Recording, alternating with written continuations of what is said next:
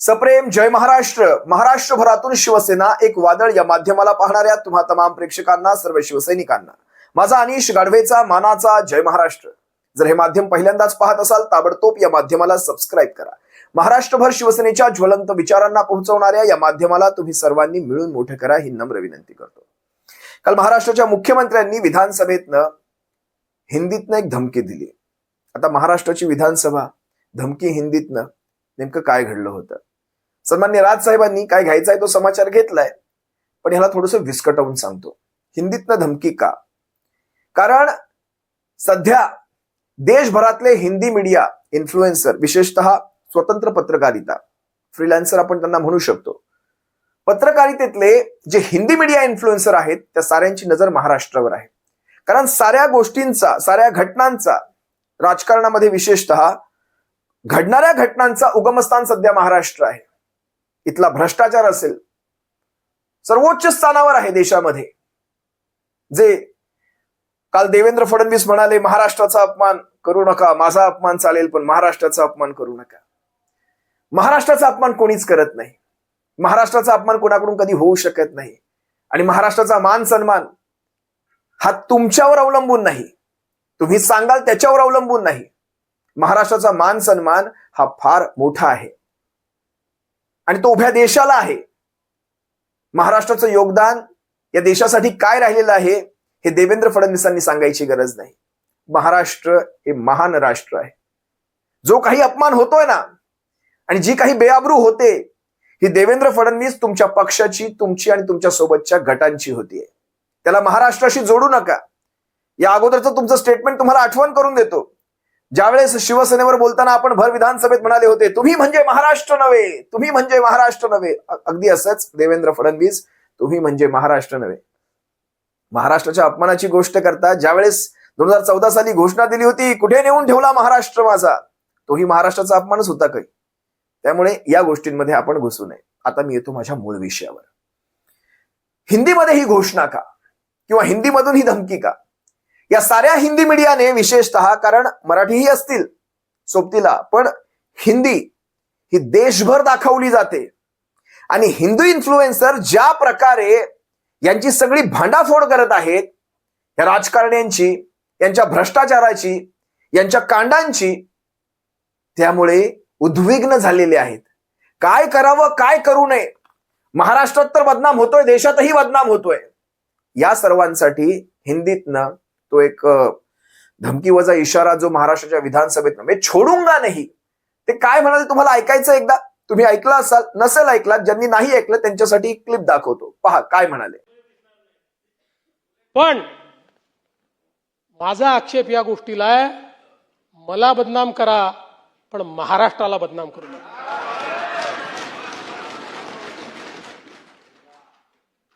आजमी साहब, हमारे जयंत राव जी ने सही बात कही.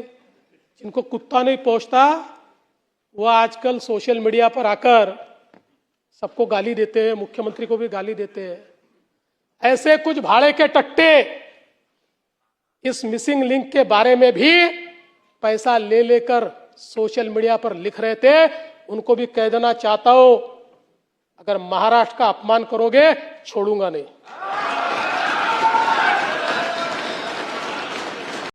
मराठीत बोलता बोलता अचानक अबू असीम आझमीचं नाव घेतलं आणि हिंदीतून सुरुवात केली.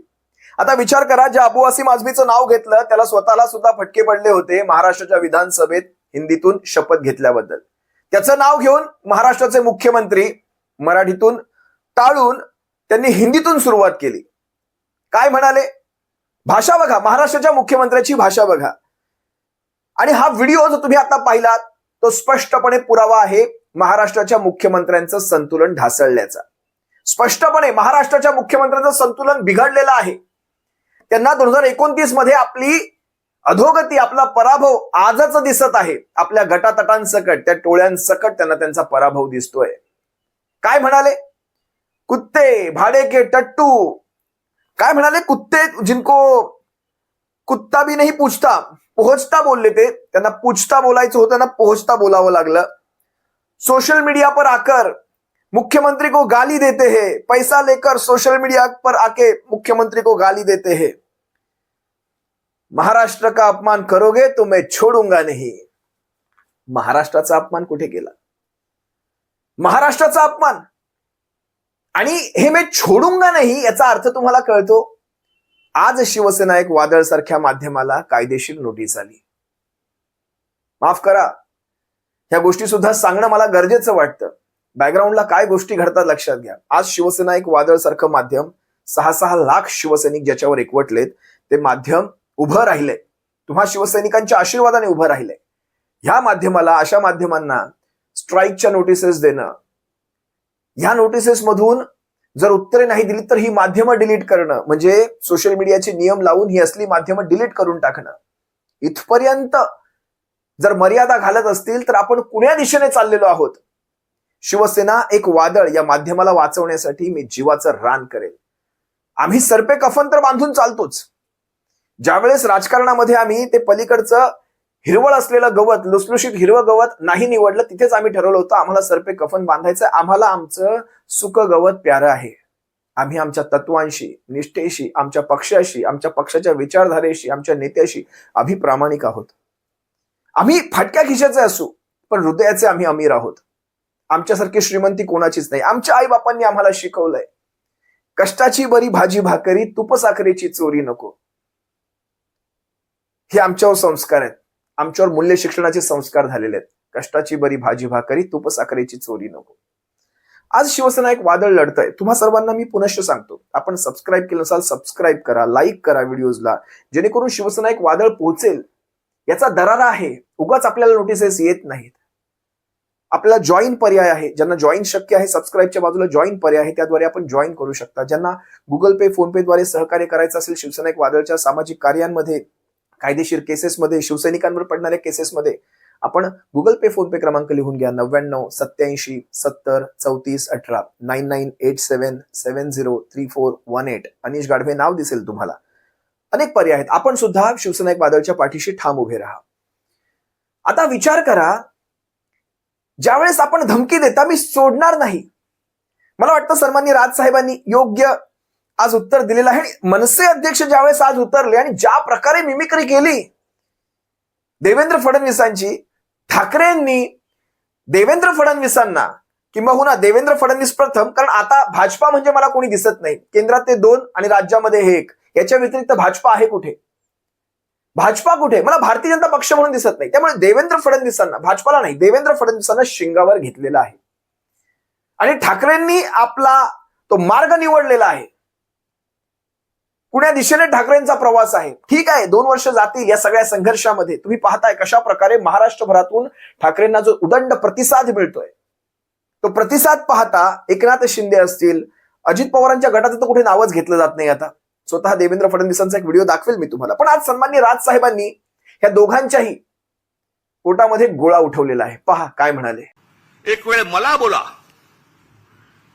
पण महाराष्ट्राचा अपमान मी सहन करणार नाही. वा रे वा. लोक त्या मिसिंग लिंक बद्दलच बोलतायत, महाराष्ट्राचा कुठे अपमान करतायत? की या मिसिंग लिंक प्रकरण हे उत्तम दर्जाचं ते काय काय कन्स्ट्रक्शन आहे वगैरे वगैरे सगळं झालं, आणि ह्याचं जर समजा कोणी राजकारण करत असेल, आम्ही बघून घेऊ त्याला. मुख्यमंत्री आहेस ना तू, बघून घेऊ. बरं, झालं ते झालं. पुढे वाक्य संपल्या हिंदीतून शुरू झाले. मिसिंग लिंक के बारे में अगर कोई राजनीति करे, कोणासाठी हिंदी बोललात? समोरचे आमदार मराठी, महाराष्ट्राची विधानसभा, महाराष्ट्राच्या विधानसभेमध्ये आमचा मुख्यमंत्री, महाराष्ट्राचा मुख्यमंत्री हिंदीत बोलतो. कशासाठी? कोणाला सांगायचं होतं? कदाचित आपल्याच पक्षातल्या वरच्या लोकांना सांगायचं असेल, बघून घेईन.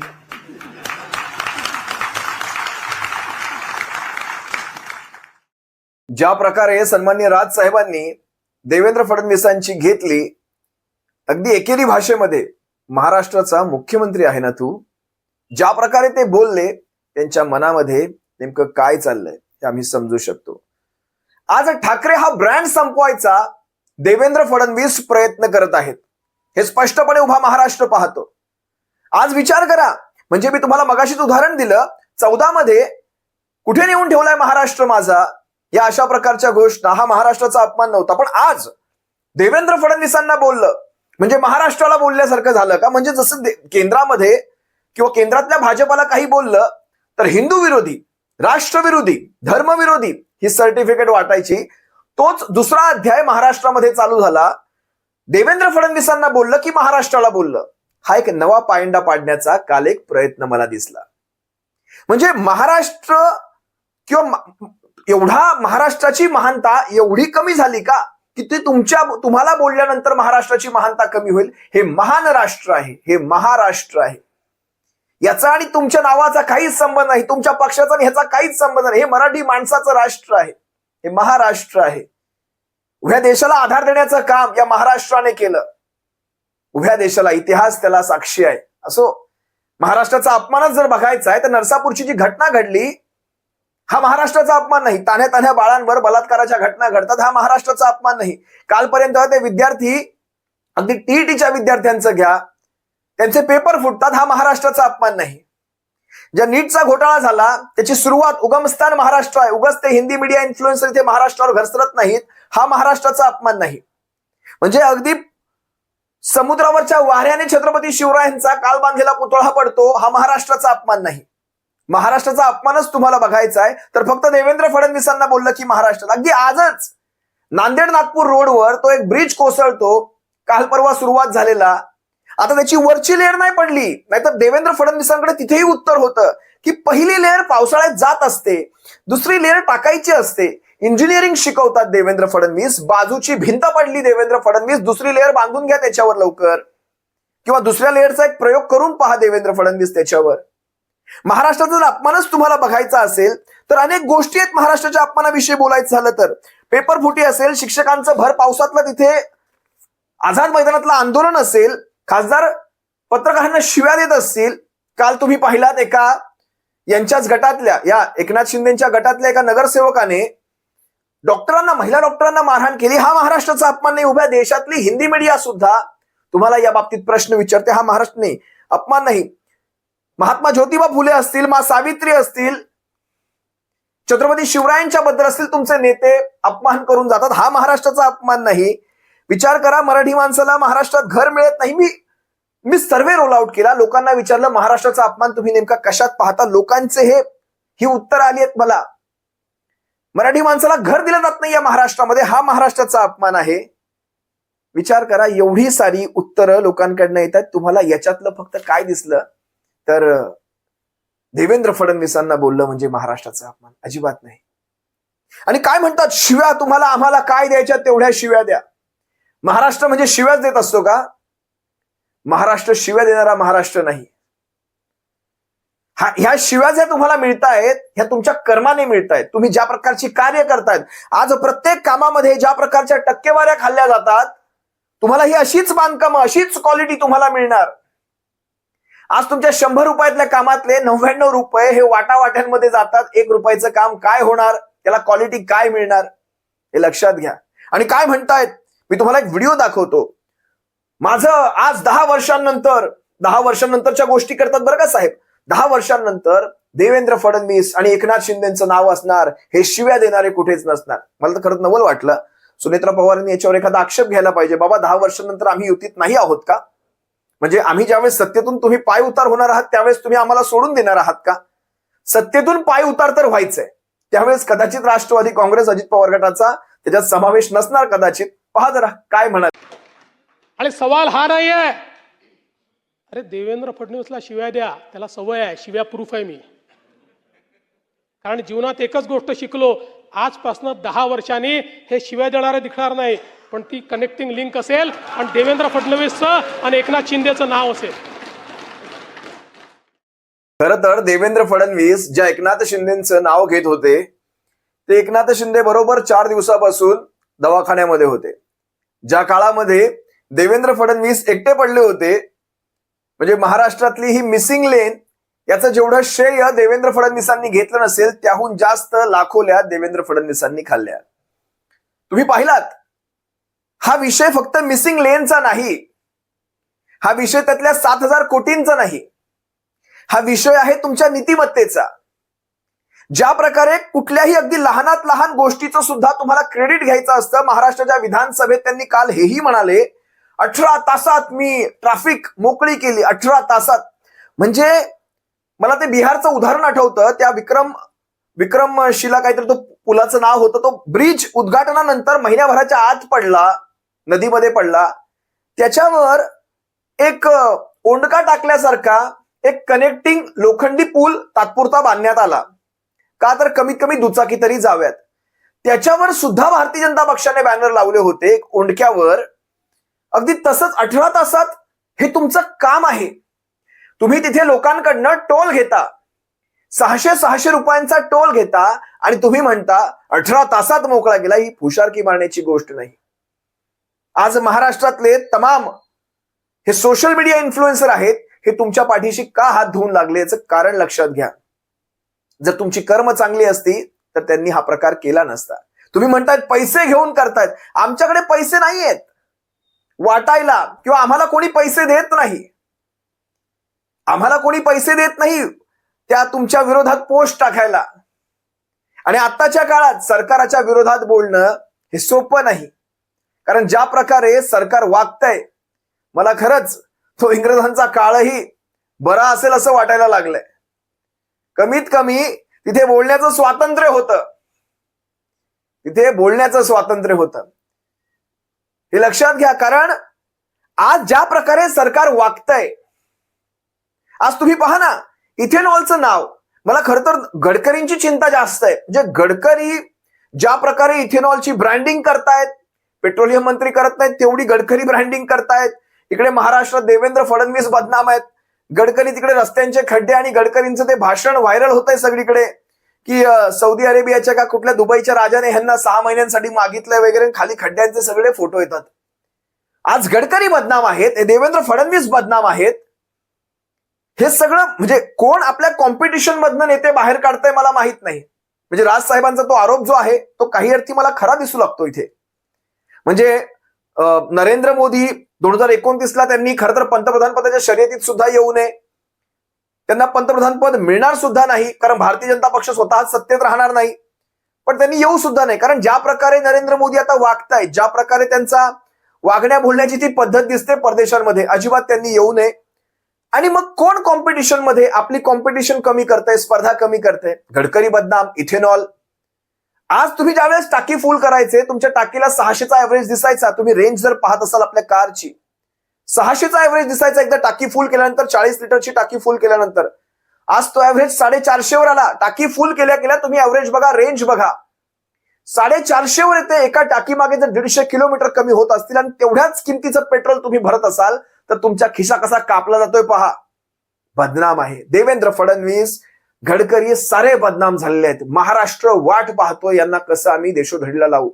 2029 ना देवेंद्र, 2029 ना नरेंद्र, आम्हाला पाहिजे नाहीत. अनेक गोष्टी आहेत, वेळोवेळी या सगळ्या गोष्टींवर बोलू. कुणी कितीही धमक्या द्या, आपला कार्यक्रम चालू असणार आहे. फक्त शिवसेना एक वादळ या माध्यमाला ज्या प्रकारे नोटिसेस येत आहेत ते थोडं चिंताजनक आहे. कारण शिवसेना एक वादळ हे माध्यमच टॉसवर घेऊन येत आहेत हे लोक. असो, या माध्यमाला सहकार्य करण्यासाठी तुम्ही या माध्यमाला सबस्क्राईब करा. ज्यांना शक्य आहे त्यांनी जॉईन हा पर्याय निवडा, ज्याद्वारे तुम्ही या माध्यमाला सहकार्य करू शकता. किंबहुना ज्यांना गुगल पे, फोन पे द्वारे या माध्यमाला सहकार्य करायचं असेल, 99 87 70 34 18 9987703418 हा पर्याय निवडून गुगल पे, फोन पेचा आपण सहकार्य करू शकता. तुर्तास तुम्हा सर्वांची रजा घेतो. सप्रेम. जय महाराष्ट्र. काळजी घ्या.